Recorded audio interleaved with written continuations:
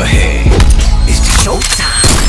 डर नहीं, दहशत हूँ। एक ऐसा टीजर जिसने न केवल बॉलीवुड बल्कि पूरे इंडियन सिनेमा के लैंडस्केप को एक बार फिर हाइप से भर दिया है।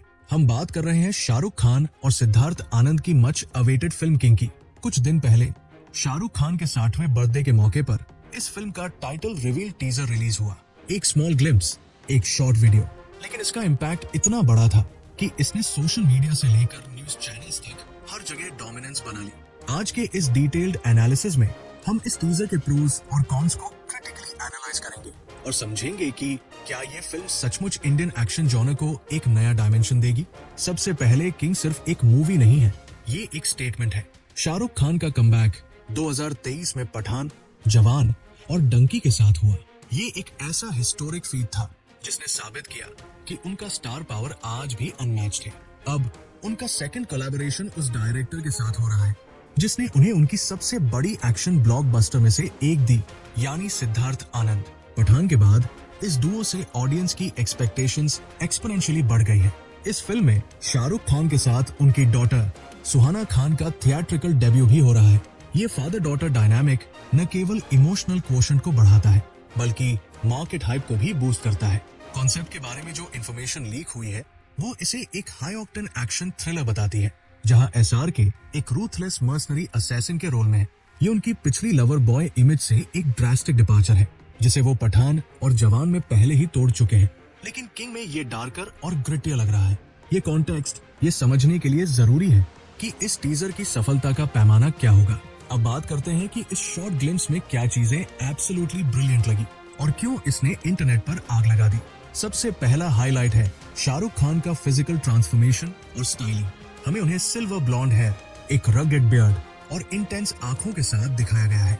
ये लुक एज अप्रोप्रिएट होने के बावजूद उन्हें एक डेडली और एक्सपीरियंस्ड असैसिन का ऑरा देता है। ये स्टाइलिंग किसी हॉलीवुड एक्शन स्टार के स्टैंडर्ड का है, स्लीक, ग्लोबल और कॉन्टेम्पररी। ये स्पष्ट रूप से दिखाता है कि सिद्धार्थ आनंद इसे इंटरनेशनल मार्केट के लिए पोजीशन करना चाहते हैं। टीजर की शुरुआत एक हॉन्टिंग वॉइस ओवर से होती है। ये डायलॉग सिर्फ मास अपील के लिए नहीं है, ये कैरेक्टर की फिलॉसफी को एस्टैब्लिश करता है। वो कोई कॉन्फ्लिक्टेड हीरो नहीं है, वो एक रूथलेस फोर्स है। SRK की आवाज में ये ग्रेविटास और डेप्थ है जो तुरंत ऑडियंस को एंगेज करता है। ये एक मासी मोनोलॉग है जिसे इंटेलिजेंट राइटिंग के साथ जोड़ा गया है।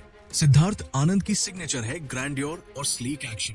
टीजर में दिखाए गए कुछ क्विक कट्स में हमें एक कैसीनो या शिप पर होने वाले इंटेंस क्लोज कॉम्बैट एक्शन की एक झलक मिलती है।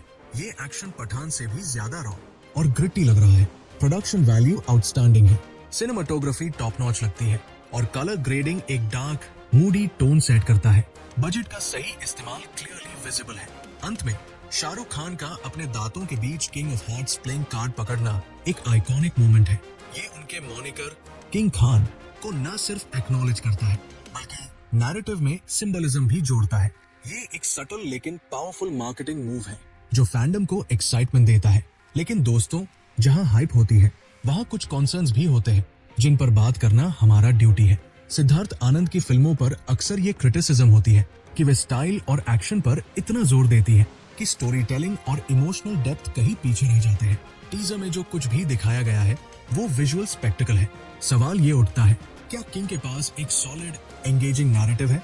क्या SRK के कैरेक्टर का मोटिवेशन इतना कंपेलिंग होगा कि ऑडियंस उसे इमोशनली कनेक्ट कर सके, या क्या ये एक और जेनेरिक एक्शन फिल्म बनकर रह जाएगी जिसकी शेल्फ लाइफ कम हो? टीजर रिलीज होते ही सोशल मीडिया पर कुछ लोगों ने शाहरुख खान के लुक की तुलना हॉलीवुड स्टार्स के लुक से करनी शुरू कर दी।